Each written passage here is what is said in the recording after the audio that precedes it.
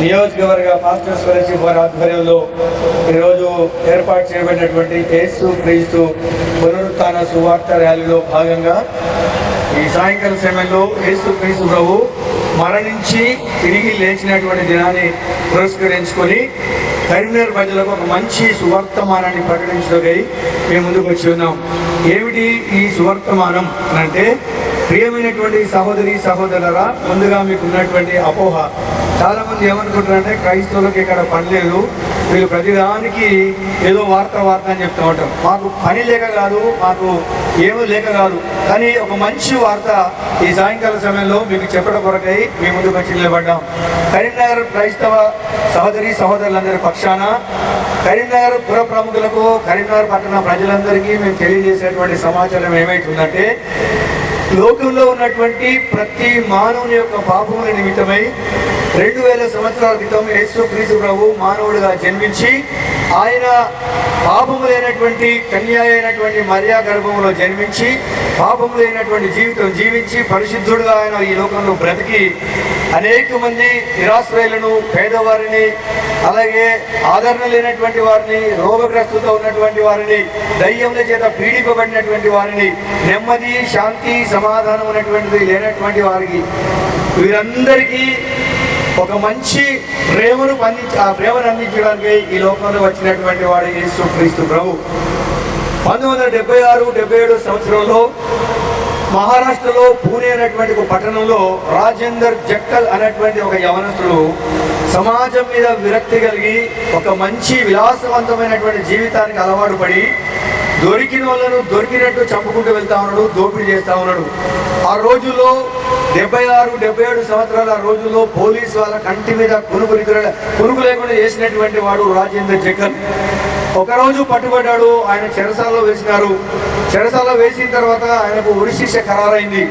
అలాంటి సందర్భంలో, ఆ ఉరిశిక్ష అమలయ్యే సందర్భంలో ఈ ప్రపంచంలో ఉన్నటువంటి అనేకమైనటువంటి గ్రంథాలు చదివిండు, అనేకమైనటువంటి పుస్తకాలు పరిశోధించిండు.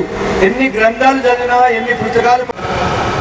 ఒక క్రైస్తవ సమాజముగా ఈ కరీంనగర్ పట్టణంలో మేము యేసుక్రీస్తు పునరుత్థాన సువార్త ర్యాలీ చేయటం జరిగింది.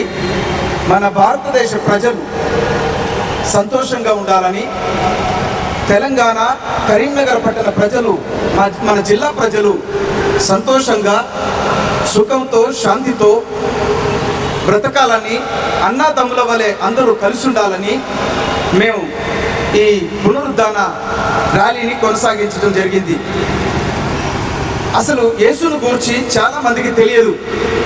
యేసు ఎవరు అంటే, ప్రతి మనిషి కొరకు యావత్ ప్రపంచం, అందులో భారతదేశం, బైబిల్లో మన దేశంను గురించి వ్రాయబడి ఉందంటే, యేసుక్రీస్తు మన దేశాన్ని ఎంత ప్రేమిస్తున్నాడు అనే వాస్తవాన్ని ప్రతి సహోదరులు గ్రహించాలని ప్రభు పేరిట కోరుతున్నా.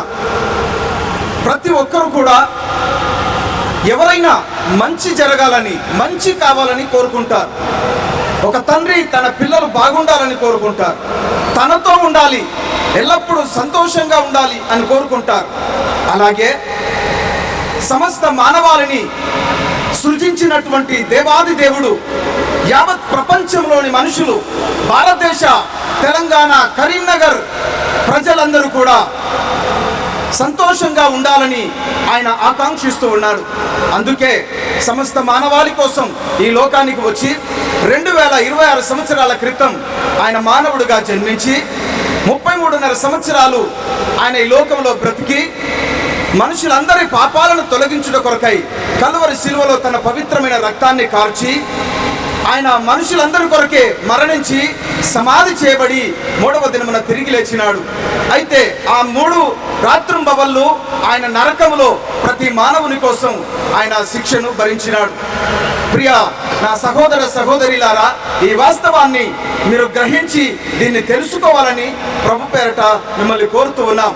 ఇంతగా ఆయన ఎందుకు చేయవలసి వచ్చిందంటే, నరకం అంటే అది ఆషామాషి కాదు, అది బగబగ మండేటటువంటి అగ్నిగుండం. మనకు చిన్న నిప్పు అంటుకుంటేనే ఎంతో విలవిల్లాడిపోతాం. అలాంటిది యుగ యుగములు నరకములో కాలితే ఆ మనిషికి తట్టుకోలేనంత బాధ, భరించలేని బాధ, అక్కడ ఏడుపు, దుఃఖం, పండ్లు కొరుకుట, బాధ, వేదన తప్ప మరొకటి లేదన్న వాస్తవాన్ని గ్రహించాలని కోరుతున్నా. అయితే ఆ బాధ నుంచి విడిపించడానికి మనుషులందరి కొరకు యేసు ప్రభువే తనంతట తానుగా ఆ నరక శిక్షను మనందరి కోసం భరించినాడు. అయితే క్రీస్తునందు ప్రియులారా, భరించి ఆయన సమాధిలోకి వెళ్ళి 3వ దినమున తిరిగి పునరుద్ధానుడై లేచినాడు. లేచినటువంటి ఆ ప్రభువు కరీంనగర్ పట్టణ ప్రజలను ఆయన పిలుస్తూ ఉన్నాడు.